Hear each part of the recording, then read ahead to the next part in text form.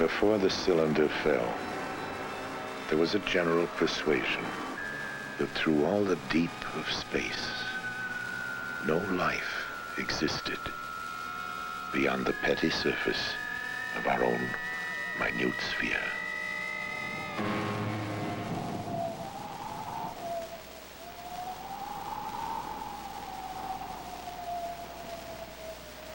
We know now that in the early years of the 20th century, this world was being watched closely by intelligences greater than man's.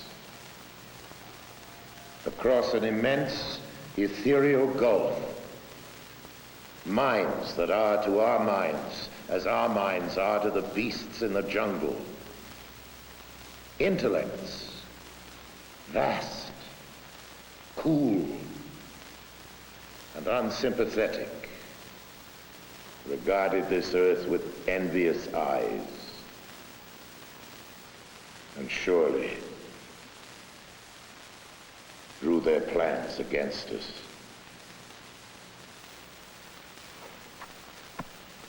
Hello, I'm Orson Welles, and I've been quoting from another Wells, no relation, H.G. Wells, the distinguished novelist, historian, prophet, who was also the great master of science fiction. He wrote The War of the Worlds, on which was based a certain notorious radio broadcast, which, as some of you may remember, sent many thousands of our listeners panicking into the streets all over the country.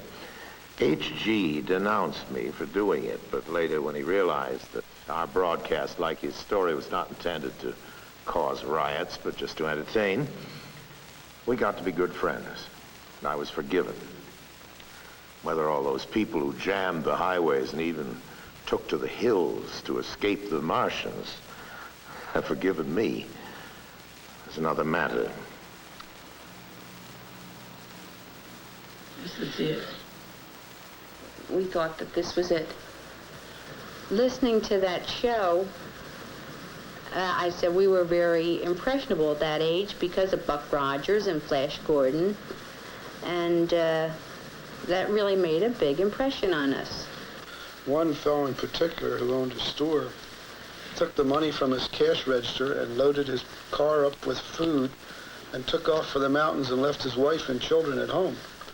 New York City was just demolished, and they were coming closer.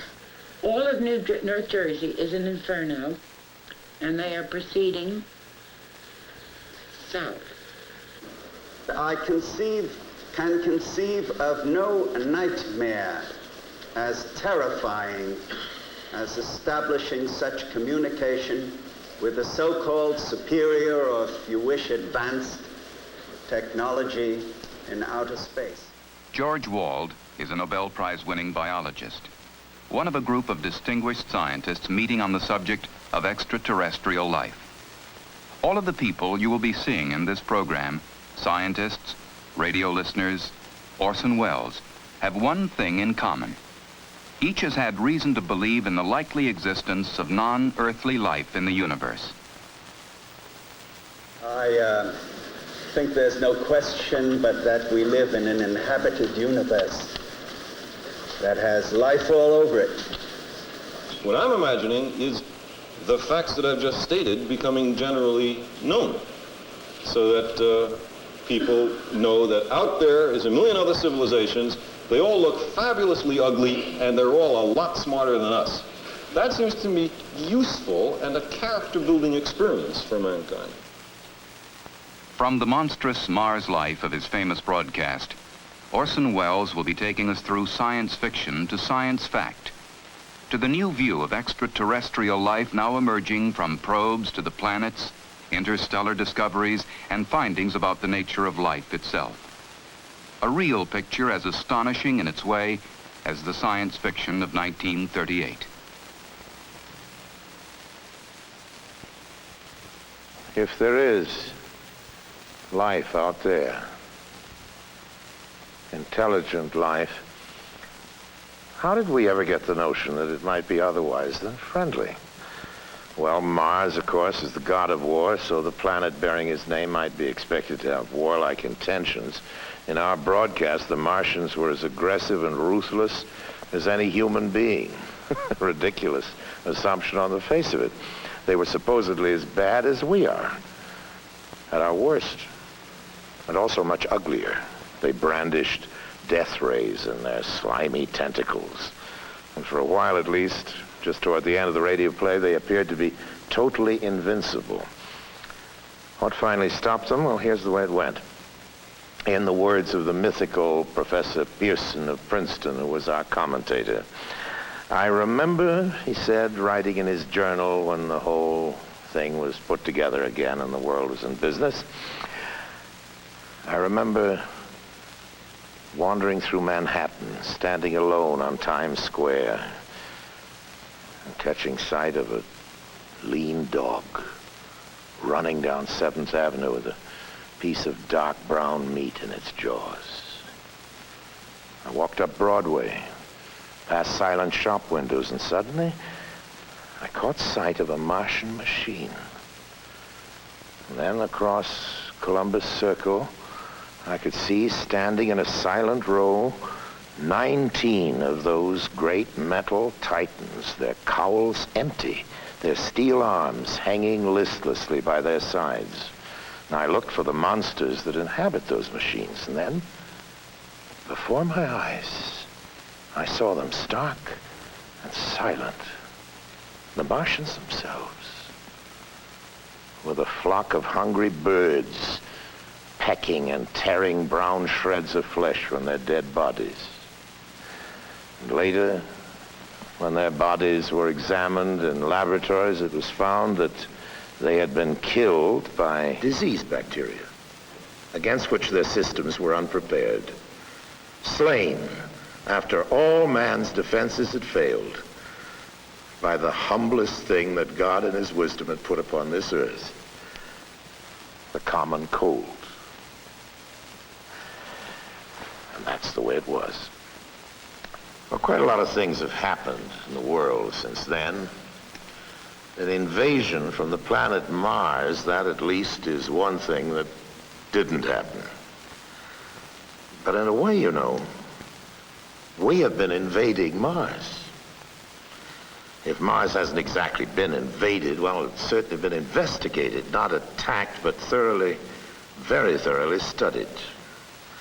Observations of Mars had begun long before our broadcast, and even back then in 1938, it seemed plausible to many people that life could have developed on Mars just as it had on Earth. Peering through telescopes, scientists had seen what? Well, first a planet that, like our own Earth, had polar ice caps.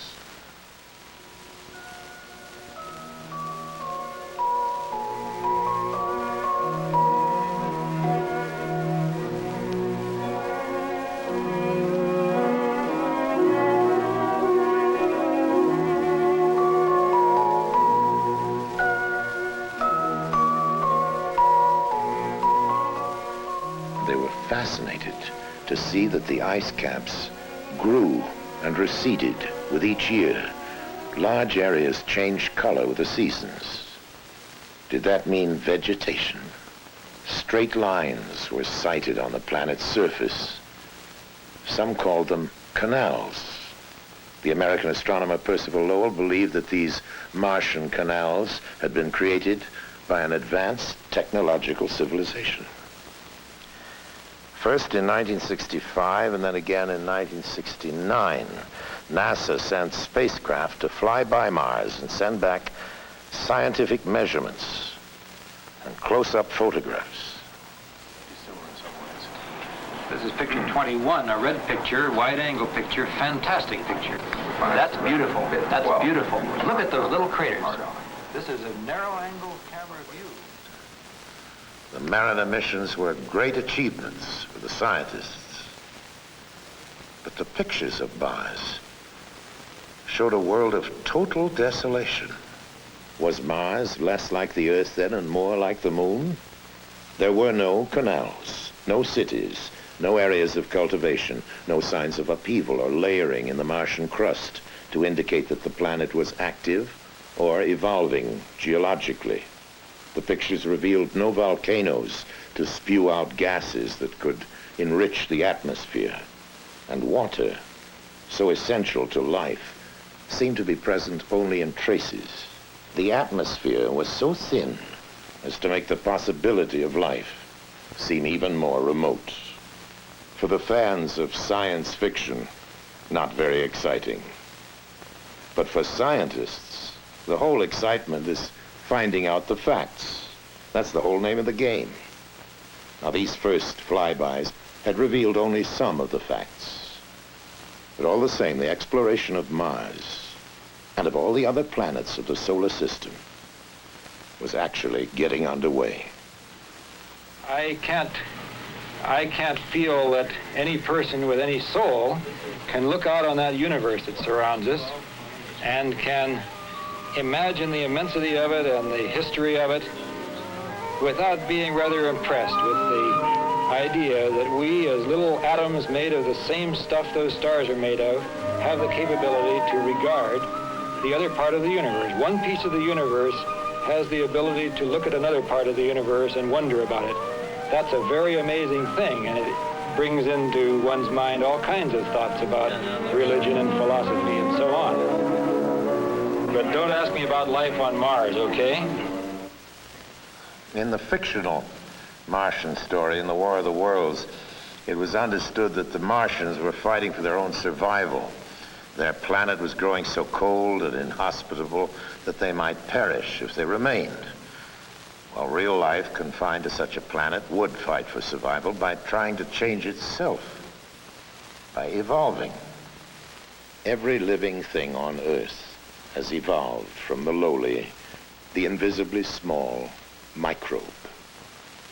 Given nourishment, the microbe will grow colonies so vast that they rapidly become visible to the eye. Here on our planet, microbes have adapted to survive the most hostile conditions. Arid deserts, the frozen Himalayas, in trenches under thousands of tons of pressure in the ocean deeps. Biologists at Ames Laboratory are discovering adaptive capabilities in life forms that a few years ago would have been regarded as fantastic. Within the cooling systems of atomic reactors, organisms have been discovered flourishing, where radiation could be expected to destroy any living thing. In hospitals that use ultraviolet for sterilization, strains have been found resistant to the killing radiation. Biologists are growing organisms in salt solutions, in acids, in alkalines, in ammonia gas, in boiling hot springs, in ice that is thawed for part of every day. In the vacuum of a space simulator, life forms have been flourishing for years without oxygen.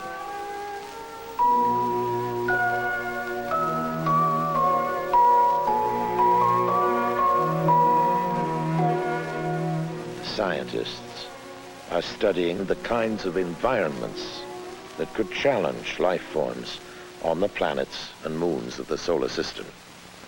In 1971, Mariner 9 arrived at Mars, equipped to go into orbit and stay for a while.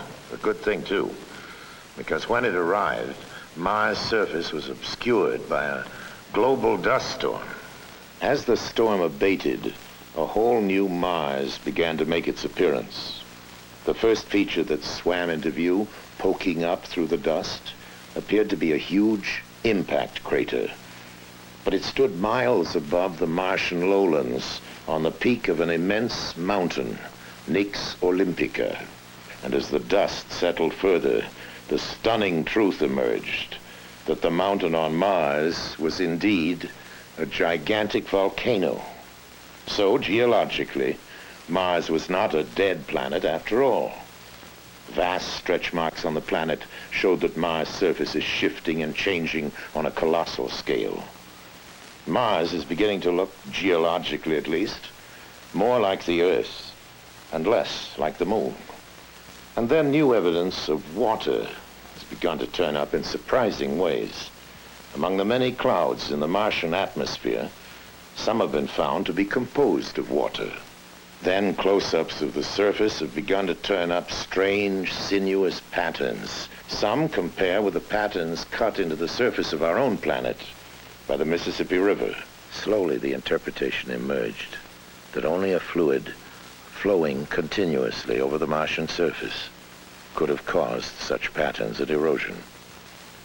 Some scientists didn't agree, but astronomer Carl Sagan theorized that Mars indeed contained a great deal more water than we'd supposed. The water might remain locked within its crust as permafrost during ice age times such as the present, but during cycles of warmth, when the polar caps release gases to form a heavier atmosphere, the water may be released into clouds. Such clouds could bathe the planet in rains for thousands and perhaps millions of years. If Sagan's interpretation is correct, life could have originated on Mars in favorable cycles and may have adapted itself to harsher conditions as they developed, and indeed may exist on Mars to this day. Exobiologists are studying other environments, even as they prepare to search directly for life beyond the planet Earth.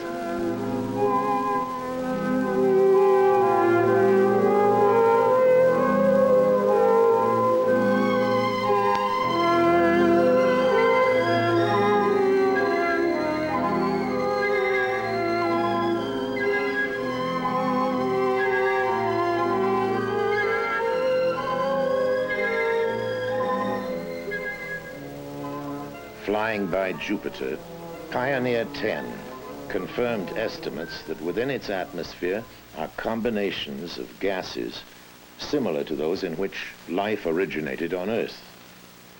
While a second Pioneer is being aimed to curve past Jupiter and fly by Saturn, Earth-based measurements show that a moon of Saturn, nearly the size of the planet Mercury, contains an atmosphere, water, and surprising warmth.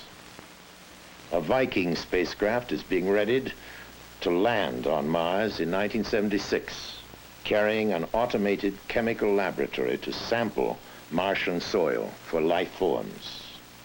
The discovery of just one bacteria on Mars, or any other body of the solar system, would indicate that the whole chain of evolutions, cosmic, chemical, and biological, is at work everywhere.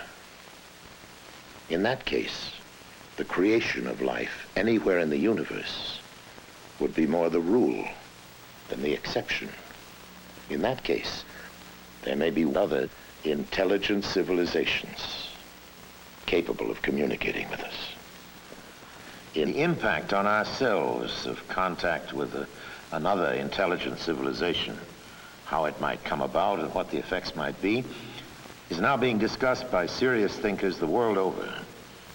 This symposium at Boston University includes astronomer Carl Sagan, anthropologist Ashley Montague. Krista Stendhal is Dean of the Harvard School of Divinity. Professor Berenson teaches a course entitled Search for Life in the Universe.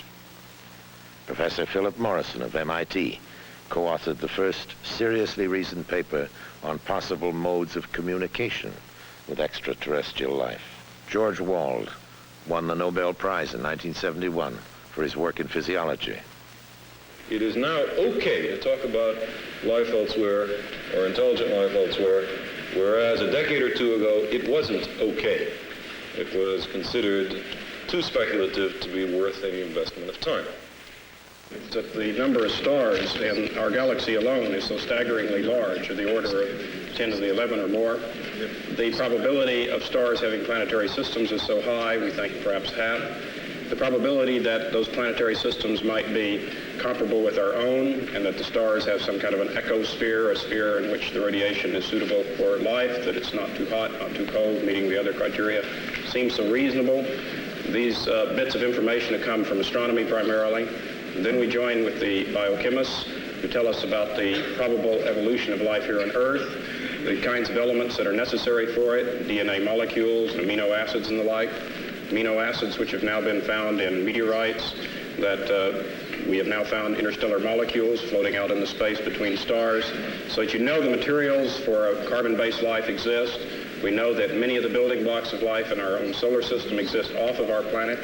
If you put these kinds of probabilities together, it begins to lead to the sorts of conclusions that we started with as an initial premise, and which apparently no one on the panel has disagreed, and that is that life must exist in the universe, and it must exist quite abundantly.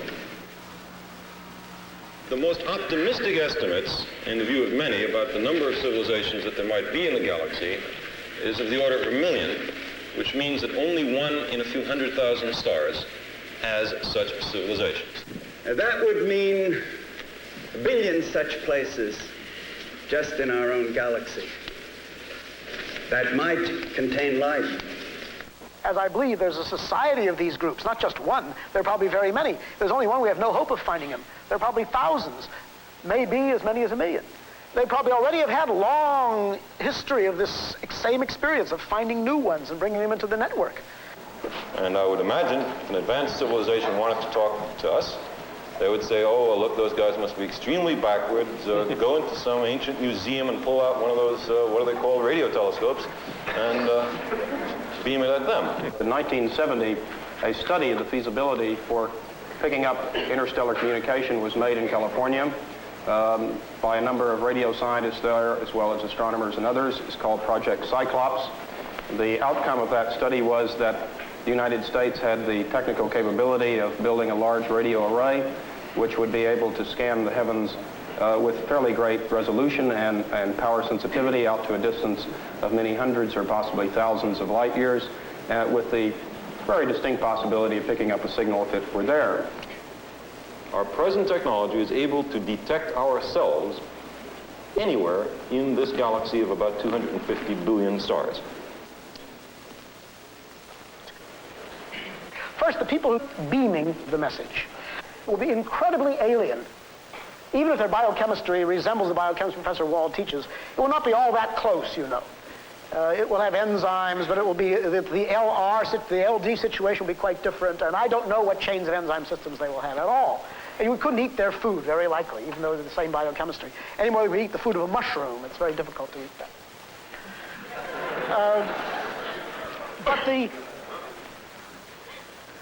So I think, first of all, there'll be two great phases of this eventual time, which I think will come in 10 years or 100 years, or I don't know, maybe longer, when some satisfactory radio telescope work or something similar will acquire evidence of the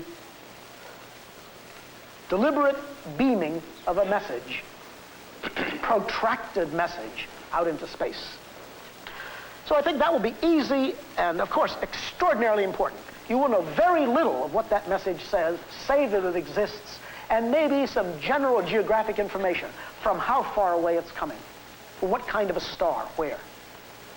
And then I think that you will have pouring into the recorders, week after week, month after month, decade after decade, an enormous body of obviously interesting and meaningful pulses. And you'll be able to read them slowly and fitfully, because they will not be coded, but they'll be anti-coded. That's to say, the people who designed them, the beings who designed them, will have thought very carefully how to make the maximum number of mathematical clues. The best way to single out the meaning will be made available.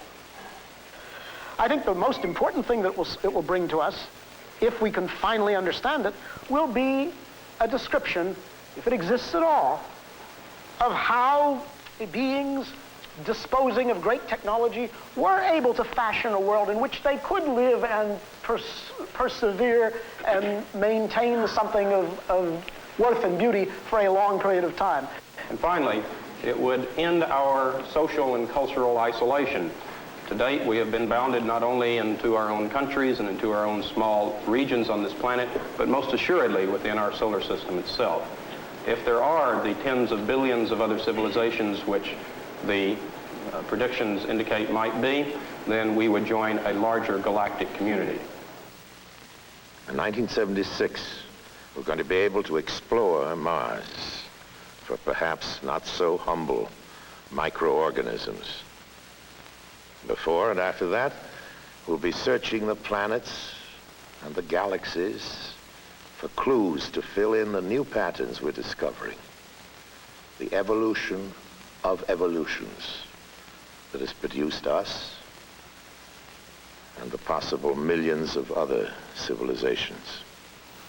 It is conceivable that a spherical ship will land in front of the Washington Monument and a figure with 4 antennas and otherwise looking like the professional football player will walk out and demand to see our leader.